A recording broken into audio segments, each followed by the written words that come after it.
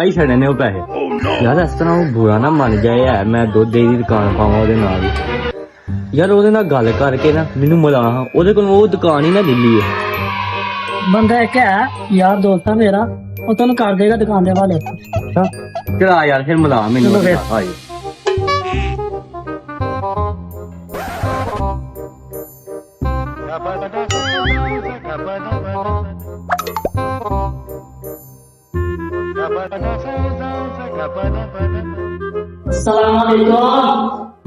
वालेकुम अस्सलाम। आइए साहब साहेब। लाओ यार, बैठो बैठो बैठो।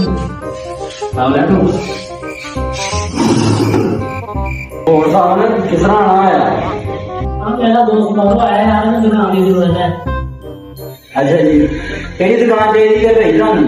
भैया सावर भाई दस रही कोई दुध दी दुकान है, फिर लोटे बेहतर वो दुकान लाओगे बेहतर है।